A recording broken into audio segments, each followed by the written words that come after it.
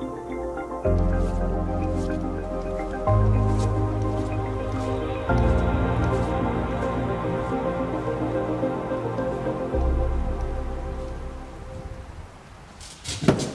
old man cave, the escape. House is full of teenage girls and baby chickens and kittens and a dog and a cat. It's chaos. It's kind of weird last night. I kind of remember, I was pretty tired yesterday, but I kind of remember it, but apparently something crashed into the house last night so hard that even the kids came running upstairs from downstairs to see what the hell was up. Woke up Sarah wide awake. I kind of remember something, but kind of weird. But I went out and I just did the whole walk around the entire property. There isn't a tree down or a sheet metal panel down or a sheet metal flashing or anything that could possibly fall down in the night, and it wasn't windy at all, so whatever it is, what it is. Bears are out, but there's nothing here to attract the bears. There's no sign of a bear ripping down any shed door or anything. Whatever. It's not the first time now. So as long as it doesn't keep going on, I don't really give a shit. As long as everybody's safe. How did you get out, you little shit? Goat gangster. Great, we've got one out, one still in the pen. How did you get out? So now they're gonna be, that one's gonna be screaming its head off. What else? Let's check out this bison skull. Pretty crazy, isn't it? My friend's son, Oro, there's Swiss family.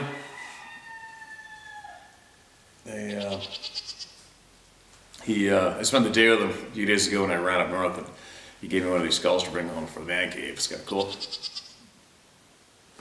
Now, let me get us to sharing some people's emails. That's what we're here for. It's very important. Man, I still haven't bugged Edgar yet. Well, I haven't had a chance to, right? I mean, what have I done lately? I can't believe how much I drive. It's ridiculous. Like I've drove the length of the province twice. I went up the east side of the province all the way up to the north. Then I did how many kilometers on that quad and hiked, and then I drove down central province, hooked a right, went over the Duffy Highway, ended up in Parramatta Whistler, drove all the way home, and then instantly got up at 4:30 in the morning and drove 85 kilometers of Logan Road to the coast, around the boat back. And now I have to go leaving today to drive 3.5 hours to the new guide boat, and then I'm gonna have to run that up the west coast for probably who knows how long. We'll be depending on the wind.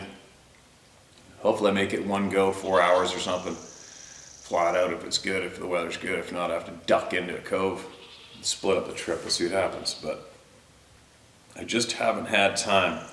I like to have a clean slate, because when I have everything stacked up in my head, it really kind of doesn't really scramble me, but I have a tough time absolutely focusing on various items at a time when I'm getting so cluttered up with a million other items going on between my ears. So engaging with Edgar hasn't been on the top of my list, and I prefer to let Edgar and other people similar to Edgar live their daily lives happy and not being pushed around or requested too much from them, especially when they're battling cancer, right? And appreciating every moment they have with their family.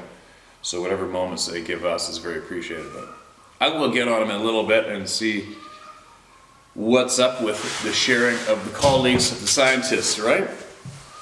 Which they are very brave. As we know, these scientists have been suicided around the globe numerous times because of what they know and what the people they don't want the people to find out from them. And that is a very strong reality. It's unfortunate. But if people like all of you here keep banding together and doing what we're doing, the good will become very, very powerful again. Now, what do we got? Who do we got?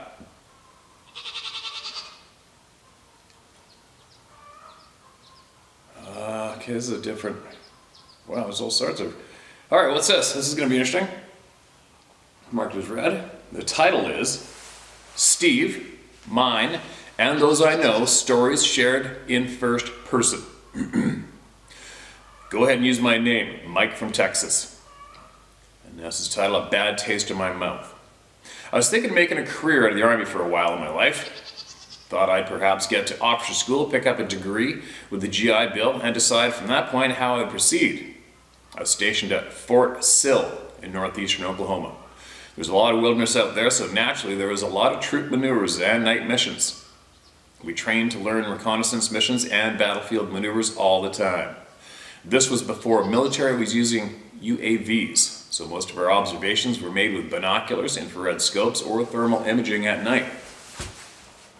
The colonel, as we called him, was our commanding officer, and we were ordered on another recon mission. Typically, we were to spot the enemy, which were aggressors, consisting of our guys on the other side, usually another company at the fort, and report as much as we could about the size of the unit and what kind of support they might have, and get back without being detected. Here come the chicken gangsters. And you'll say, why don't I close the shop doors? Because the echo quadruples when you do that. So I basically got that one wall semi-open. It was like a cat and mouse game, but it wouldn't be a game if we were ordered suddenly into combat somewhere in the world. We were well into fall that year, and most of the woods aside from the cedars were yellow. The grasses were tall and dead, so anything a dark color would show up more easily from a distance. We had moved into position when our lieutenant raised his field glasses and apparently spotted something because he was watching it for some time. He handed binoculars to me and didn't say a word, and he just pointed silently. I raised the glasses and scanned in that direction and focused on what he was seeing. At first, it looked like a bear on 2 feet, but it wasn't. Whatever it was, or whoever it was, they were tall, covered in some kind of dark hair or fur. From that distance, I couldn't tell. It was as if whoever it was had sensed our presence and was waiting to see what would happen. At first, I must have thought what my lieutenant would have thought. Well, hell, if that's the enemy we found, then the dumbass really... If that's the enemy we found, the dumbass really quick leaving himself out in the open like that without even wearing a camouflage uniform. But that wasn't the case. The lieutenant grabbed the binoculars from me again to confirm what he was seeing, handed them back to me, and went to get a radio man to contact headquarters. I raised the field glasses again and increased the resolution. I'll be damned if the thing wasn't looking right back at me, as if he knew I was watching him, and it was eerie. We locked eyes. I was looking right at the expression on his face. It was the face of a thinking being, not some ape or gorilla. The face seemed almost human, but this thing was about 5 feet wide at the shoulders and massively built. I could only guess at its height, but I'd say at least 7 feet tall. The face I would have thought resembled that of an early man, maybe a Cro-Magnon, as the face was not completely covered with hair at all. The skin was leathery and dark. I have to admit I was shocked and intimidated, trading looks with this mysterious being. Just got word from High Command, Lieutenant Halpern said. We're not to engage and to pull back. Inform the men. Being that I was a squad leader, I mentioned to the men to egress from the area to the rear, and we quietly exited the field. But what the hell was that thing, and why were we acting as though it either didn't exist or that we had encountered an unmentionable situation? That really ate away at me. When I asked the lieutenant about it, all he said was, follow your orders. When we got back to Fort Sill, after unloading my stuff back in my locker, I made a big mistake. I went and requested a visit with the colonel. Actually, it was Colonel Wright, W-R-I-G-H-T. He was the kind of guy that didn't invite open discussion and looked like he was ready to chew up a puppy if the opportunity presented itself.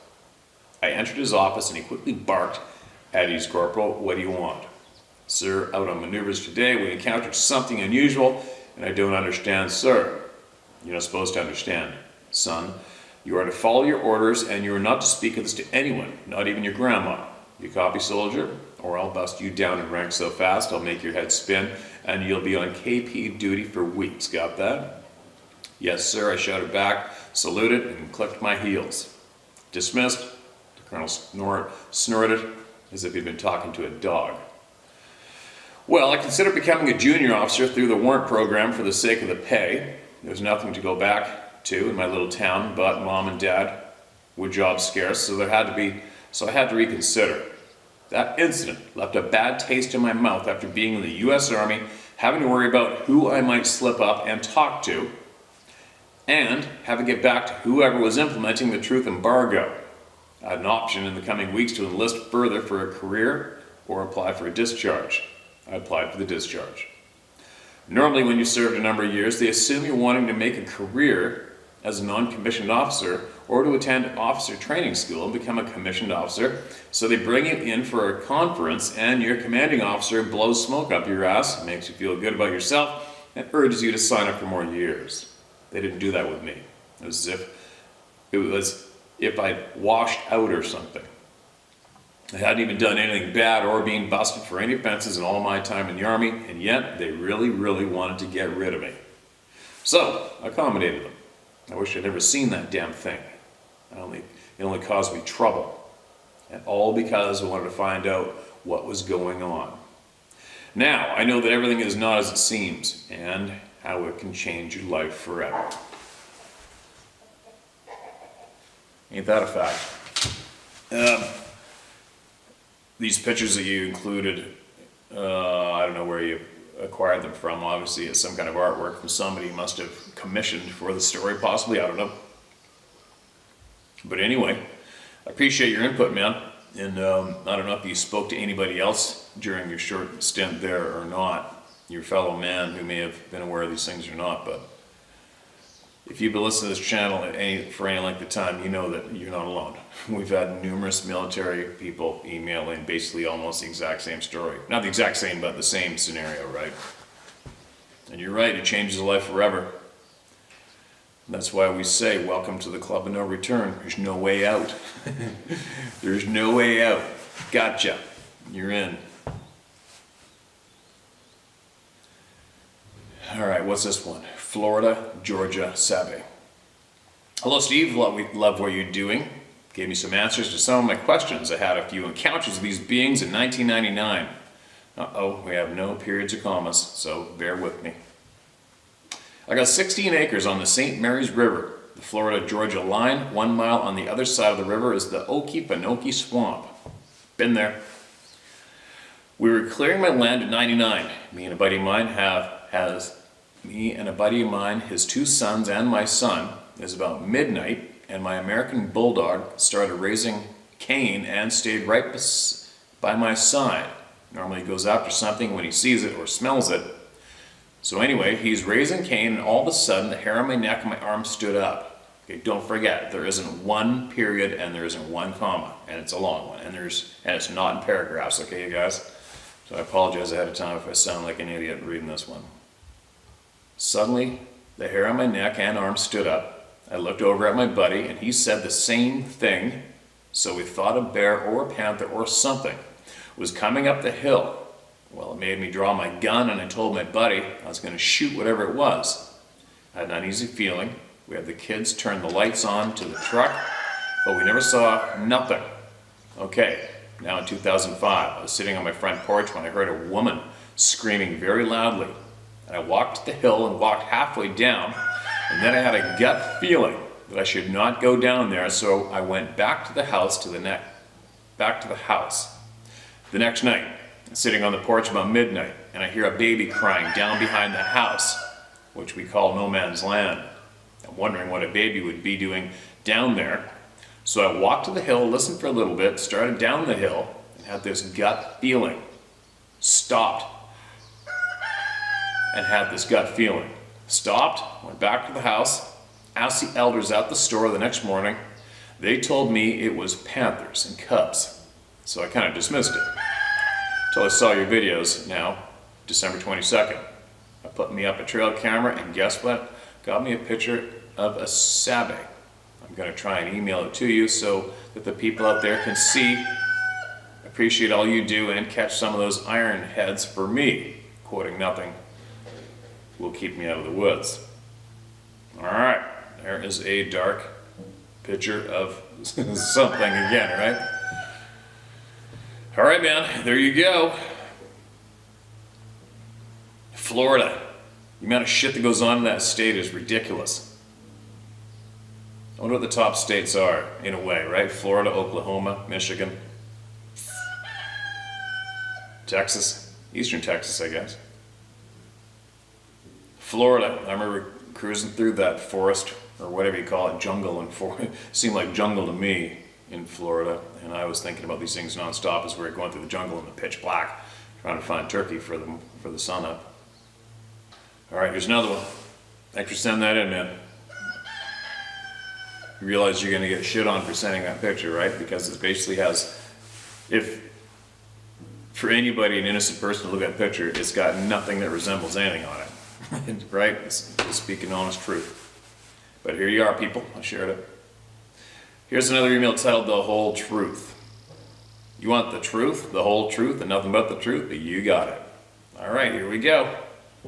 One must start at our star and not look at it as though you're a human observer, but an outside observer, able to move from instance to instance of proof at will. I was a forward observer in the military. For those that would know, a 13F. A review of evidence from our star, you can reference LASCO 1 and LASCO 2. Space observation platforms along with SOHO images, and determine very quickly that an intelligence is present with ships the size of moons and planets everywhere. Moving on. One can look at the numerous photos of the Apollo missions and see that that intelligence followed us to and from the moon. It is also completely evident that that intelligence is also a resident of to the moon. Moving on. One can pore over thousands of red filter pictures of Mars and find evidence that the craftsman of some species was once abundant and now gone, probably from the nuclear explosion device used upon it in millenniums past. Growing things, even pictured from JPL, have little effect against the programming we've had installed since birth, evidence of its effectiveness. Moving on. Genetics show at least 25 different times our code has changed in the past without proper environment change to force these changes or other superior influences. Genetics students are now watched very closely, as this science has answers that the economic slave owners will not have given to the general populace. Moving on. OO parts are found all over the world, proving that, so that was actually one word, caps, OOPARTS, are found all over the world, proving our prior existence not able to be understood in its entirety. How does a man's footprints and a dinosaur print wind up within 100 yards of each other, being put down in the exact same strata, to be found 100 million years later in the United States and kept quiet? Moving on. The Bible states that after Cain killed Abel, that Adam banished him to go live with the others of the world. Yeah, known as the Preadamites. How does Neanderthal rule the entire world in a moment, unmarkable in any real time scale? They're gone, not dating, gone. Bones and all for the most part. But oddly, we show up, anatomically correct humans, or ACH. Moving on. After 35 years of UFOology and my own personal experience with the big hairy bastards, I had come to a few conclusions, obviously. Very few of them stayed here, as they are just the obvious ones we should all understand.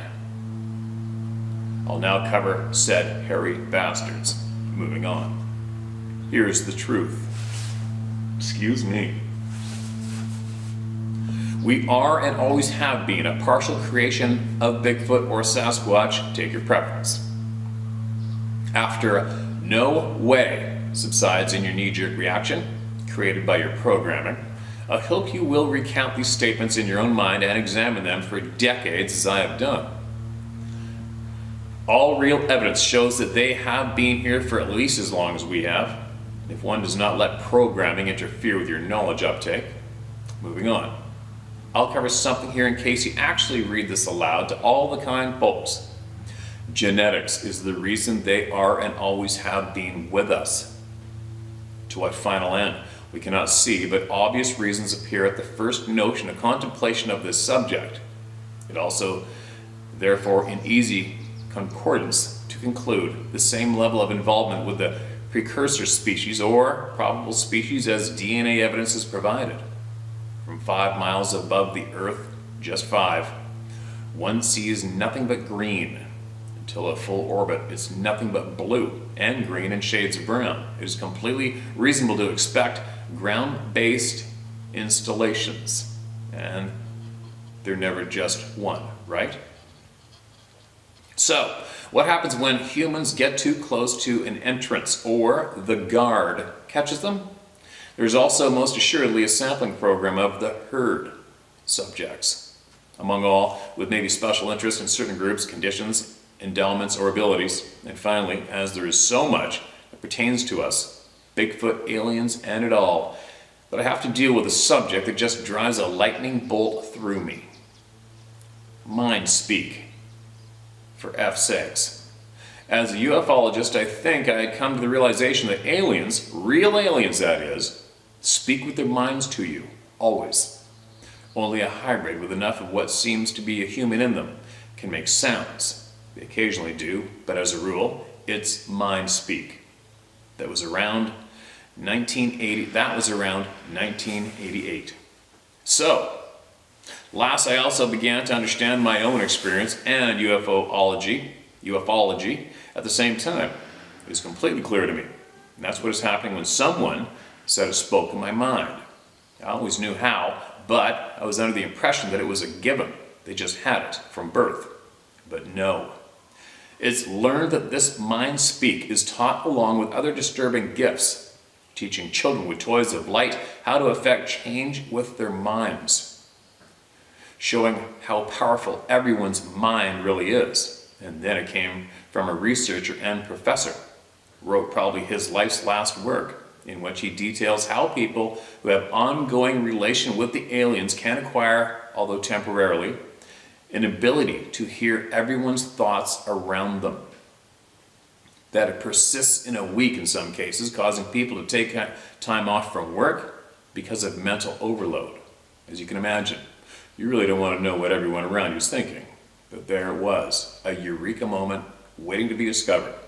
So, moving into finality now, the aliens have just as much to do with us as they do Sasquatch. The tech, that is, assigned to them is occasionally observed, whether irrationally or not. No, I personally am friends with a man from Australia who is a contactee. He is also a massive Bigfooter. We have documented evidently that Yowie is part and parcel to his experience with aliens. Coming in his house evidently during an abduction experience. But Steve, that's actually old news to me. You see, I know someone else who said that 35 years ago. I feel like you say sometimes, it's good to get that off my chest, or at least for a bit. Best of luck and stop going in the goddamn wood with your guns. Yours very respectfully, Chad. Well, Chad, that is obviously a big handful. It's a big chunk for everybody here, the literally millions of viewers, to listen to and take in and start chewing on with their brain teeth, right? Very, very interesting. And thank you so much for that share. And for any of you that, you're worried about me going off, or you suggest I stop going in the woods with my guns. It's like, take a look around me. I'm a hunter. I play my natural role in the face of this earth as a hunter-gatherer, not ashamed of it, not embarrassed of it, and I will fight for my right to do it to the death. But anyway, with that being said, I know how nature acts, I know how nature works, and I know that potentially, somehow, someday, I just might be on that menu. And believe me, I've had numerous times where I would not be sitting here, right now, if it weren't for the fact that I had a gun. All right, so once bitten, twice shy.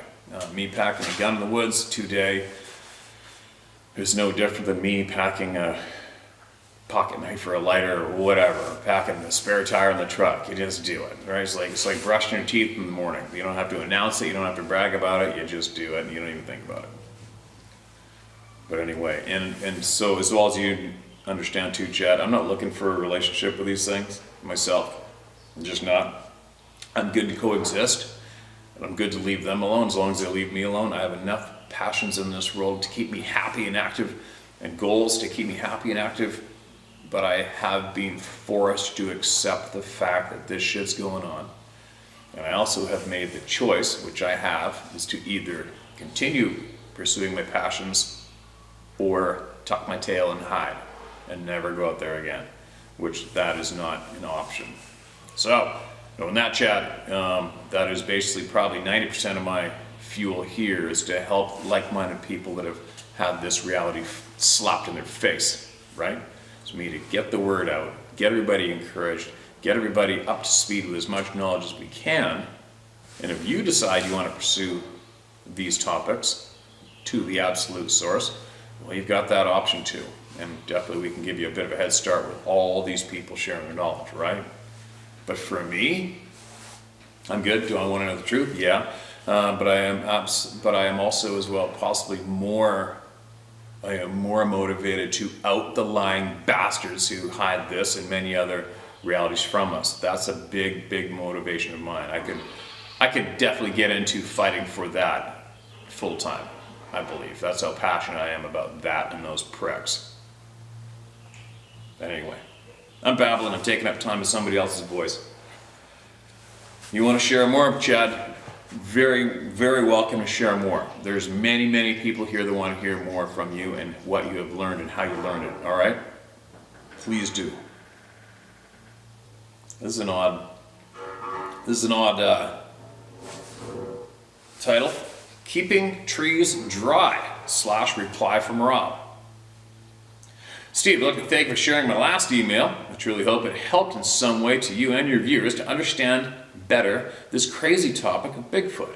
Call them what you may. Sasquatch, the people, the forest, grass man, Mogollon monster, skunk ape. Those are just a few names used in the United States. There are many names outside the US like Yeti or Yowie. You have to ask about these other names that are used in our other regions. Like I said in the last email, not all questions asked are answered. In fact, most of our questions are not answered. The only reply we've gotten is that they call themselves the people. You asked us to send you more experiences and tell about how we got to where we are. I had an email ready to launch to you, but I had a feeling that I should not. That Jimmy Cricket thought not to send it. So I waited. 2 days later, I got a thought about what to... Sorry, guys. So I waited, and 2 days later, I get a thought about what to send you. This hit me while I was doing honeydews while getting ready for a family get-together. I guess my mind was not thinking about all the craziness in the world or this topic and email I wanted to send. Having thoughts hit me when my mind is clear of other thoughts is common for me. When my mind filled heavy thoughts, I'm less able to receive outside messages. This probably goes for most folks. Everyone thinks better when relaxed and calm. Just some food for thought if anyone's trying to hear them. Notice I did not say communicate with them. These beings know your thoughts, or maybe a better word is intentions. So there is communication from you to them. Whether they like it or not, the trick is hearing them. On the request of you asking others in my group to write into you, I believe Kevin has already sent you an email. The other two have not, to my last knowledge. Your viewers most certainly have a broad range of experiences with the forest people. Some experiences are good and some are bad, some are terrifying. All experiences should be made known. Luckily, all my interactions have been good, with one exception which I might get to later in this email. As you've said many times to your viewers, go with your gut feelings. Everyone should realize there are definitely bad ones out there, just like us humans. There are forest people out there that like us, some tolerate us, let's say to a point, some dislike us, and some downright hate us. In one of the trips, Kevin and Chuck had to an area, maybe it meant hike to an area, they encountered one that had nothing but hate for humans. This one was really causing a lady lots of problems with her farm. They found out that it was all from one old and very grumpy Sasquatch. Cutting that story short, I'll jump to a camping trip we had after they got back. We were communicating with some forest people that visited us that evening. Chuck brought up that trip that they recently went on. He was about to say the name of his not friendly squatch to them, and he was interrupted in his head before he had the chance to say that Sasquatch's name. They told him not to say his name. If he did, the Sasquatch would know it and probably come there. They did not want him in their area. According to them, he was very mean. Also, we would be in danger. He is not like humans and he is not predictable. He has attacked humans before. He's got in trouble for this, but he hates all humans. Again, more info to take or leave. I will say Chuck and Kevin have had some very memorable adventures outside our standard 3 camping area that we locally go to. They will go to places that humans are having trouble at, try to find out what's happening and fix it if possible. I would love to go on some of these adventures, but I have to work. They're retired and can go whenever. I think these are the fellows they refer to themselves as the Arizona 4, I believe. Sorry, man, and to you and Kevin, you guys realize I have thousands of emails, okay, you guys? So it's unfortunate, like when I get an email from you or anybody else, and possibly engage back and forth, possibly in the past, and then boom, you know, my life is very freaking busy, and the amount of people I get emailing, and I get carried away doing this. And some people who email me and expect me to absolutely engage with them in a conversation back and forth non-stop, it's very difficult for me. But I am very interested in everything you guys have to share. Just let it be known. And if any of your group has emailed me in the past and I haven't replied, I might not have even read it yet, okay, you guys? It's a crazy task for one human to take on all this shit, I'll tell you what. Okay, back to your email. Before I close this email, let me blast some info out in short bursts that if you're interested in any of them, just ask. Here we go. We've been told that what one knows, they all know. This has been confirmed by them at different locations. Not only do they know your intent, but also seem to know your heart, whether you are a good or a bad person. Can you be trusted, or should they stay clear of you? If someone has communication or interactions with them, they can actually ask for a teacher. Not to all, be careful of what you ask for. We believe that anyone that actually gets a teacher must first be approved. We're not sure who exactly approves a teacher. To get full mind speak, I believe there is a council that has to get approval from. Maybe the council also approves the assignment of a teacher. I'm not sure. Remember, not all questions asked are answered. The reason I say I believe a council decides if a person gets mind speak is that I have trying to gain this skill or privilege for a while now. I had a visitation while camping this summer. Some will say it was only a dream. And that's okay. Folks can call it what they want. They have not experienced it. What happened was I was taken somewhere. I don't know where this occurred at, in the woods, some cave or wherever. I have no visual memory of this event. All visual memory of this was grayed out. I'll remember I was taken somewhere by who I believed was my teacher. I was standing in front of what I think was a council, or one might say a review board. There's a few of them there. I felt there was at least 6, but probably more, maybe 10 to 12. I was getting asked questions, but not in our human language or human speed. All communication was fast. I mean blazing speed. Questions were being asked to me by different people or beings. Also, these people were also carrying on conversations with others on the board while asking me questions. Again, everything was at blazing speeds, like what you hear when a printer is connecting to another printer over the web, like that. I believe my jaw hit the floor and never left the floor. I was not ready for this. Needless to say, I'm positive I did not pass this test.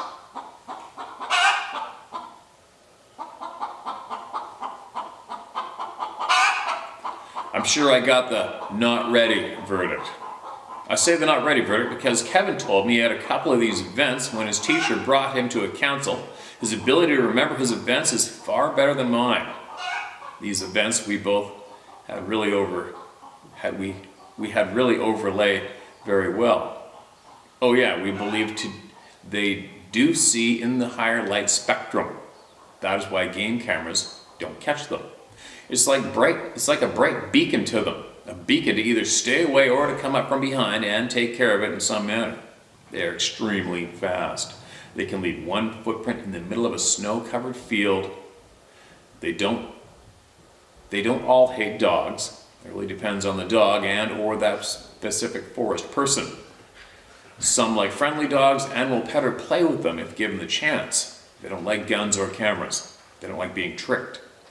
I will say it is very difficult to trick them. After all, they pretty much know a person's intent or game plan. Think of it like you're trying to play poker with someone that can see your hand. This is a big one to me.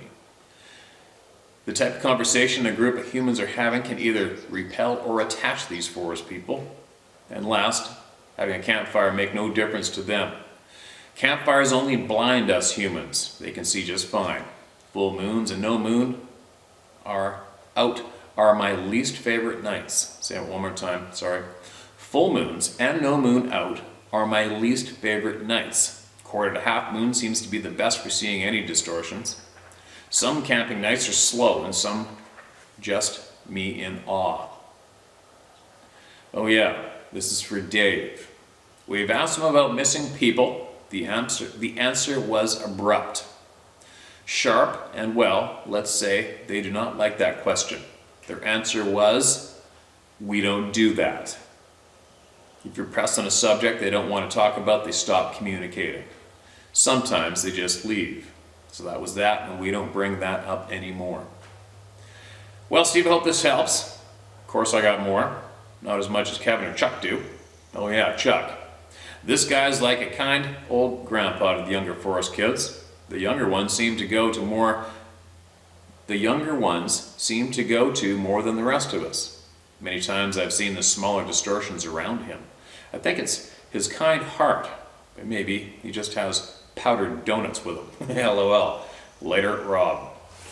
Rob, what if there's some way, maybe possibly in the future, we could all sit around and you guys could just absolutely carpet bomb me and the mic and the camera with your experiences and your knowledge.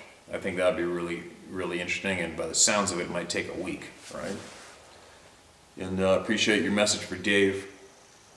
And he has never, ever once alluded to or said that the Sasquatch people, the forest people, the beings, he has never said that they are responsible for taking human beings, not once.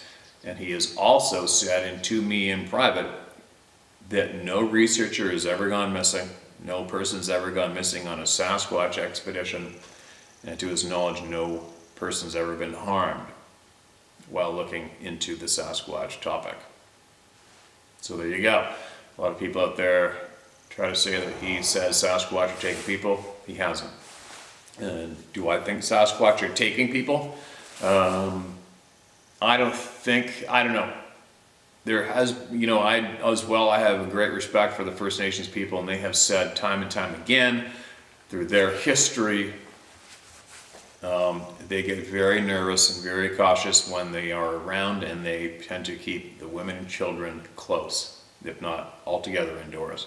And we have had numerous people's experiences shared where we've had people as a child in a bedroom being beckoned to go outside in the middle of the night and go into the forest by apparently, I don't know what is trying to lure the children in the forest. I haven't a clue.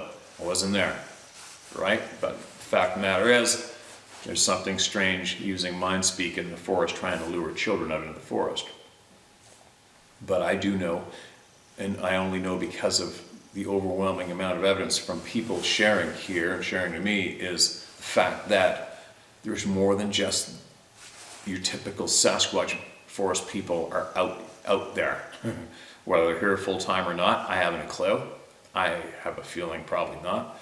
But what I do understand is people go missing in that direction. And that sadly is a fact. And that's very disturbing and real shitty. especially if you just want to live your life having fun and pursuing all these freaking awesome experiences and pursuing all the passions you can have on the face of this planet while you're here. And to unfortunately become aware that you could possibly go missing in that direction there is a real shit eater, right? But there's a lot of shit eaters going on the planet, whether it be human related or not anyway, so I'm babbling. I gotta get moving. But Rob, please tell your partners not to be discouraged. I haven't got the emails they've sent me, and I want to hear more from you guys. Many people here do, all right? So if you can, if you feel motivated, just go ahead and keep it coming. Keep it coming. And I think I have a feeling I can cross the border now. So, and believe me, when I do, you're going to know it. All of you are going to know it. Because I'm going to go on a tour with this camera. And we are going to find some people who I need to be with and speak to. And we're going to share it big time. But that's some interesting knowledge, Rob. It's very interesting words. It's funny, yeah. I mean, I'm just right now. I'm the taking of people. You know, I mean, we've had numerous experiences shared from the past, from First Nations people and women actually coming back pregnant and losing the baby.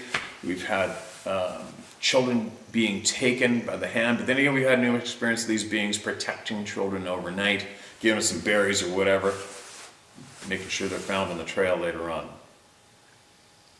But the shitty thing is, right, the easiest way to understand this is for your average human being to see one of these beings, because of what we have been taught since we were children, our typical monster in movies and comics and cartoons, our typical monster meant to scare the piss out of humans or attack humans has always usually been the same description. Muscle bound, huge, human-like, but not a human. Right? That's our classic monster we've been raised to fear through movies and cartoons and comic books. So, when your average human being sees one of these things standing there, breathing, and staring you down in the forest, especially in the middle of nowhere, we've been conditioned to absolutely shit our pants. Right? There's no other way out of it, unless you are one of the lucky few who have a set of nuts on you the size of frickin' basketballs made out of titanium. Your average human being just doesn't. We've been conditioned to be frickin' terrified of that description. So, yeah, something else, man. It's something else, right? And you guys you're very brave men to go out there nonstop, especially the problem areas, I'll tell you what. But I think that people would want to hear a lot more of those experiences that you people pursue and have and what you're learning. Anyway, it's not babbling for me. I'm talked out for a bit. I gotta go get all my batteries charged up, get all the camera gear ready to go that I want to bring with me on this journey. And hope that all goes smooth. Solo boat run on the West Coast with not too many places to go and hide can be concerning, right? If you blow it on your call with the weather. So here I go. I will be back and reporting from the remote coast of British Columbia shortly.